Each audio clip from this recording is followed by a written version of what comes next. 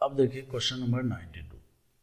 Question number 92 में बच्चों इस तरह से एक कीटोन लिया हुआ है और कीटोन जो है कहने का मतलब है कि C डबल बॉन्ड O है और दोनों तरफ दो अल्काइल ग्रुप लिया हुआ है और HCl लिया हुआ है, ठीक है। साइनोहाइड्रिन प्रोडक्ट बनने वाला है और जैसा कि प्रोडक्ट बना के बता भी दिया है, ठीक है।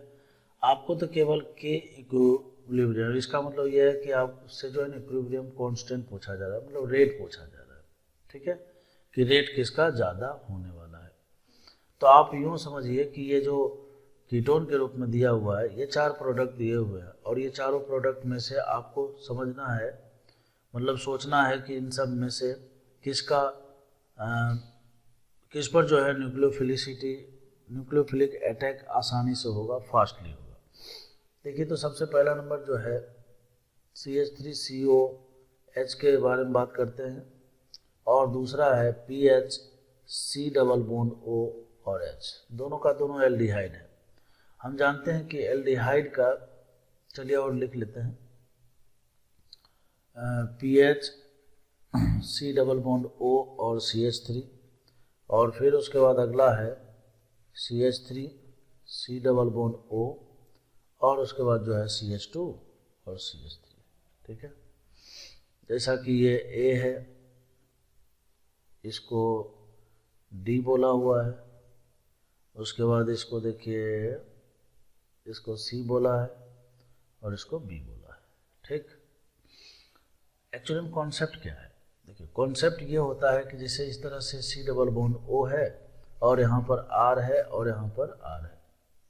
अब एक्चुअली में क्या होता है बच्चों, यहाँ पर कि कोई एक न्यूक्लियोफाइल है और वो न्यूक्लियोफाइल आएगा और इस कार्बन पर अटैक करेगा।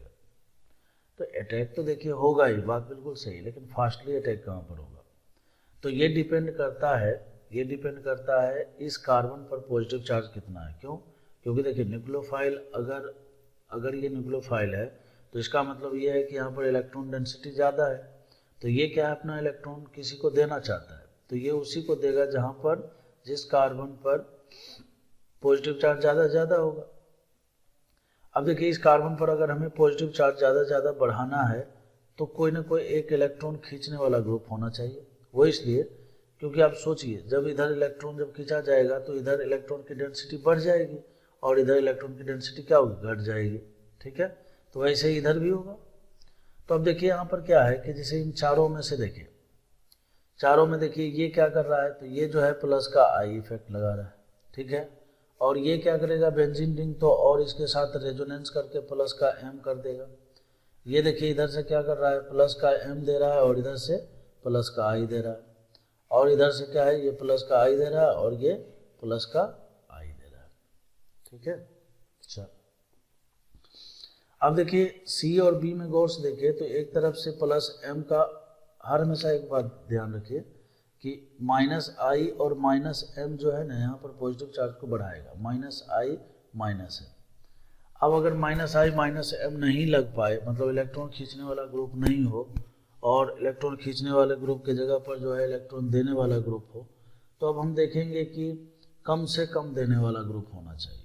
समझ गए बात को, कम से कम देने वाला होना चाहिए। जब हमारा पेट भरा हुआ है तो हम क्या चाहेंगे, हम यही चाहेंगे कि हमको जो है कम से कम, मतलब 4 व्यक्ति है, जैसे मान लो सबका सब खाना लेकर आया कि नहीं खा लीजिए, तो हम देखेंगे कि भाई इसमें कम से कम किसके पास है, तो उसी का खाने में ज़्यादा है, मतलब वो उससे जो है ज़्यादा सुख मिलेगा मेरे को। खैर आप भावनाओं को समझ रहे हो। तो देखिए यहाँ से DAC भी दिया हुआ है। अब आपको समझना है, इसमें देखिए केवल प्लस I लग रहा है और इसमें जो है प्लस M लग रहा है, इसमें दोनों लग रहा है और इसमें दोनों, एक में प्लस I लग रहा है, ठीक है।